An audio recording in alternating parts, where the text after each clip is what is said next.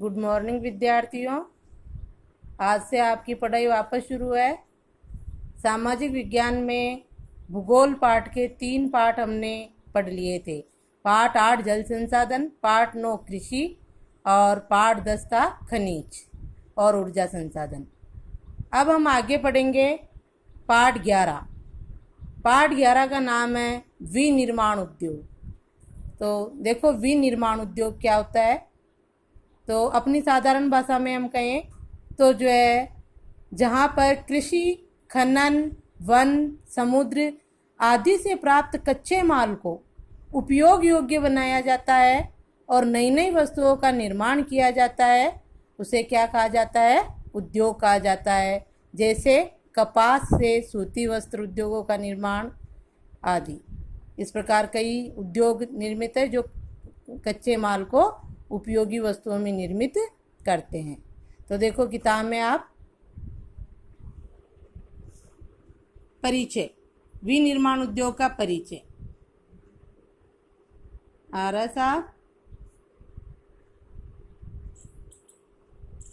कृषि तथा खनन क्रियाओं के द्वारा प्राप्त किए गए पदार्थ को रासायनिक तथा भौतिक गुणों को मानव उपयोग के लिए बहुआयामी रूप में परिवर्तन करने की क्रिया को उद्योग कहा जाता है। जैसे कपास से सूती वस्त्रों का निर्माण करना। यह आपकी परिभाषा किताब की है। जो मैंने आपको परिभाषा भी बताई वो भी आप जो है लिख सकते हैं। तो उद्योग किसे कहते हैं कि जहाँ जो है कृषि, खनन, वन, समुद्र आदि से जो हमें कच्चा माल प्राप्त होता है उनको जो है हम उपयोग योग्य, उस कच्चे माल से जो हम उपयोग योग्य वस्तुओं का निर्माण करते हैं वो आज उस स्थान को क्या कहते हैं? उद्योग कहते हैं। जैसे कपास कच्चा माल है, कपास से क्या बनाए गए? सूती वस्त्र उद्योग बनाए गए। लोहा अयस्क जो कच्चा माल है उससे जो है लोहे की कई वस्तुएं बनाई जाती है। सोना चांदी वगैरह सब खनिज पदार्थ है, इनसे कई वस्तुओं का निर्माण होता है। वन से जैसे हमें लकड़ी प्राप्त होती है तो लकड़ी से कई प्रकार की वस्तुएं बनाई जाती है। इस प्रकार से देखो आगे, वर्तमान अर्थव्यवस्था के आधार स्तंभों में उद्योग महत्वपूर्ण कड़ी है, जिससे जहां रोजगार का सृजन होता है वहीं उत्पादन से व्यापार तथा संबंधित आर्थिक घटकों का विकास होता है, जो आधुनिक अर्थव्यवस्था को गति प्रदान करता है।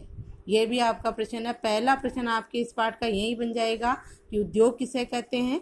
उसका उत्तर आपका यहाँ से ये यहाँ तक का होगा, उद्योग किसे कहते हैं का। ठीक है, अगला प्रश्न आपका बनेगा कि वर्तमान अर्थव्यवस्था में उद्योग जो है एक महत्वपूर्ण कड़ी किस प्रकार है। वर्तमान अर्थव्यवस्था के यहाँ का आधार स्तंभ है उद्योग। वो कैसे कि उद्योग क्या है कि रोजगार का सृजन, उद्योगों से रोजगार का सृजन होता है, कई लोगों को रोजगार मिलता है और वही जो है उत्पादन जो होता है उद्योगों में उससे व्यापार विकसित होता है। व्यापार से संबंधित और कई आर्थिक घटक है जैसे परिवहन है आदि भी जो है विकसित होते हैं, जो आधुनिक अर्थव्यवस्था को क्या करता है? गति प्रदान करता है, यानी आगे बढ़ाता है। तो 2 प्रश्न हो गए, उद्योग किसे कहते हैं का, और ये उद्योग जो है वर्तमान अर्थव्यवस्था का आधार स्तंभ क्यों है या वर्तमान अर्थव्यवस्था की महत्वपूर्ण कड़ी क्यों है का। तो यहाँ 2 प्रश्न बन रहे हैं, उनका उत्तर आगे देखो। भारत में उद्योग साक्ष्य के रूप में सूती कपड़े, मिट्टी, बर्तन तथा कांसे की मूर्तियाँ सिंधु सभ्यता में मिलना तथा कुतुब मीनार के पास स्थित जंगरोधी लोहा स्तंभ भारतीय प्राचीन औद्योगिक विकास का द्योतक है। यानी भारतीय प्राचीन, यहाँ में बताया जा रहा है कि भारत में प्राचीन समय से ही उद्योगों का विकास हुआ है। ये हमें कहाँ से कैसे पता चलता है कि भारत में प्राचीन समय से ही उद्योगों का विकास था? तो हम ये देखेंगे कि सिंधु घाटी सभ्यता में भी हमने देखा कि बर्तन, कांसे की मूर्तियाँ ये जो है मिली, यानी उस समय भी उद्योग विकसित थे जहाँ जो है बर्तन वगैरह, मूर्तियाँ आदि बनाई जाती थी। कुतुब मीनार के पास जो लोहा स्तंभ है वो भी भारतीय संस्कृति का जो है एक महत्वपूर्ण उदाहरण है कि उस समय भी लोहा अयस्क और बहुत ही अच्छी किस्म के लोहा अयस्क का निर्माण हो गया था। तो और जिससे जो ये लोहा स्तंभ बनाया गया है, इस पर आज तक जंग भी नहीं लगी है ऐसा कहा जाता है। तो ये जो है उद्योगों का विकास हमारे भारत में प्राचीन समय से ही है। और हम कैसे कह सकते हैं कि भारत में प्राचीन समय से ही उद्योगों का विकास है? उसका उत्तर है ये कि सिंधु घाटी सभ्यता में मिलने वाले बर्तन, कांसे की मूर्तियाँ और जंगरोधी जो है लोहा स्तंभ। आगे देखो, यहाँ तक कि भारत एक धातु, वस्त्र, स्वर्ण, आभूषण तथा जहाज रानी जैसे कुटीर तथा लघु उद्योगों के विकसित स्वरूप के कारण भारत सोने की चिड़िया के नाम से विख्यात था। परंतु अंग्रेजी आगमन तथा उनकी दमनपूर्ण नीतियों के कारण भारतीय अर्थव्यवस्था के रीढ़ की हड्डी कहे जाने वाले कुटीर तथा लघु उद्योगों को जो है नष्ट किया गया। अब देखो आगे कि हम भारत के बारे में, प्राचीन समय के बारे में जानते हैं। तो प्राचीन समय में भी उद्योग विकसित थे, उसका तो उदाहरण हमें कहाँ से मिल जाता है? सिंधु घाटी सभ्यता और लोहा स्तंभ से। इसके अलावा जो है जैसे वस्त्र उद्योग है, स्वर्ण, आभूषण, जहाज रानी, ये कुटीर और लघु उद्योग भी भारत में विकसित थे और इनसे जो है भारत सोने की चिड़िया के नाम से जाना जाता था। इन उद्योगों में बनने वाला माल जो है बाहर भेजा जाता था। लेकिन क्या हुआ कि भारत में अंग्रेजों का आगमन हुआ और अंग्रेजों की दमनपूर्ण नीतियों के कारण जो है भारतीय अर्थव्यवस्था की रीढ़ की हड्डी कहे जाने वाले ये कुटीर तथा लघु उद्योग धंधे नष्ट हो गए। तो आपके यहाँ पर भी जो है प्रश्न बन रहा है। एक तो ये कि हम कैसे कह सकते हैं कि भारतीय प्राचीन अर्थ समय में भी जो है औद्योगिक विकास हुआ था। भारत सोने की चिड़िया क्यों कहलाता था, ये भी है।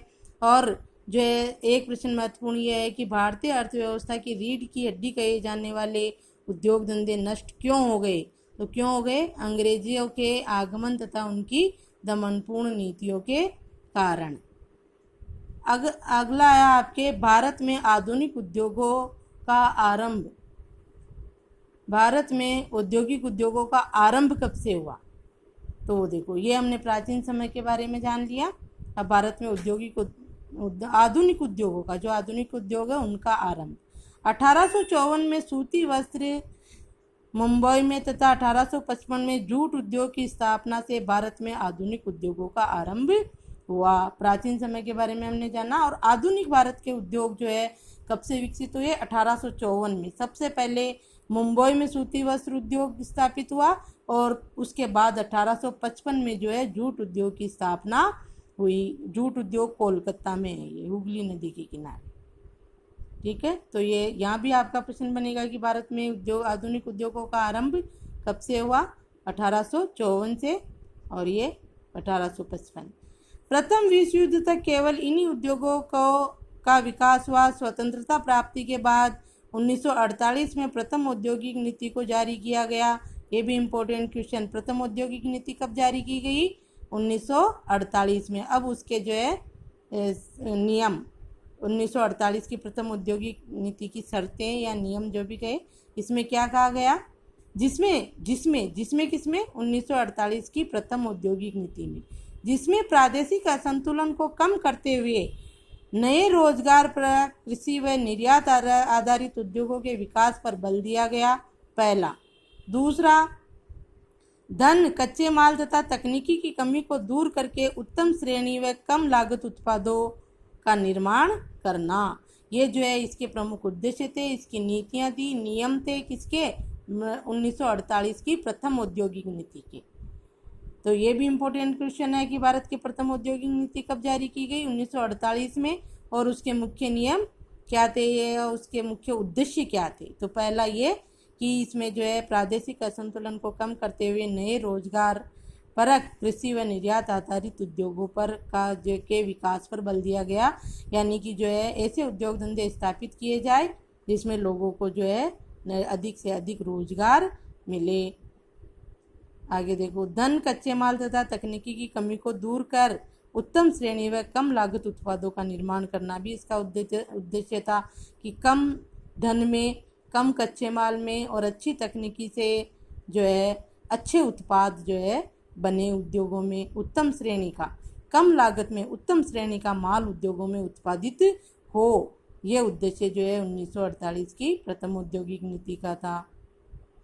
आगे देखो, अब 1947 में तो हमारा देश आज़ाद हुआ था और 1948 में प्रथम औद्योगिक नीति बन गई। उसमें उद्योगों के विकास पर बल दिया गया था। और अब 1950 में योजना आयोग की स्थापना हुई। योजना आयोग की स्थापना कब हुई? 1950 में। योजना आयोग के माध्यम से विकास का मार्ग प्रशस्त किया गया। योजना आयोग ने विभिन्न पंचवर्षीय योजनाओं के माध्यम से लोहा इस्पात उद्योग, सूती वस्त्र उद्योग, सीमेंट उद्योग, कागज उद्योग, चीनी उद्योग आदि का जो है विकास किया गया। देखो 15 अगस्त 1947 को देश आज़ाद हुआ था। उसके बाद ये स्वतंत्रता के बाद उद्योगों का विकास यहाँ से है। 1948 की औद्योगिक नीति बनी। उसके बाद जो है 1950 में योजना आयोग का गठन हुआ और योजना आयोग में ही पंचवर्षीय योजनाएं बनाई गई। पहली पंचवर्षीय योजना 1 अप्रैल 1955 को बनी थी। उसमें तो कृषि पर जो है अधिक बल दिया गया था। पहली पंचवर्षीय योजना में कृषि उत्पादन को बढ़ाया गया था और दूसरी पंचवर्षीय योजना में उद्योगों के विकास को जो है लक्ष्य बनाया गया था। तो प्रथम पंचवर्षीय योजना का लक्ष्य क्या था? कृषि। और दूसरी पंचवर्षीय योजना का लक्ष्य क्या था? उद्योग। कृषि को क्यों दिया गया पहले महत्व? क्योंकि कृषि का विकास होगा तभी कच्चा माल मिलेगा और तभी जो है कच्चे माल से उद्योग विकसित होंगे। तो जो है पंचवर्षीय योजनाओं के माध्यम से जो है ये सूती वस्त्र उद्योग, लोहा इस्पात उद्योग, सीमेंट उद्योग आदि कई वृहद उद्योग भी बने। पहले कुटीर और लघु उद्योग ही थे, वो भी अंग्रेजों के आने से समाप्त हो गए थे, हमने ऊपर पढ़ा है यहाँ।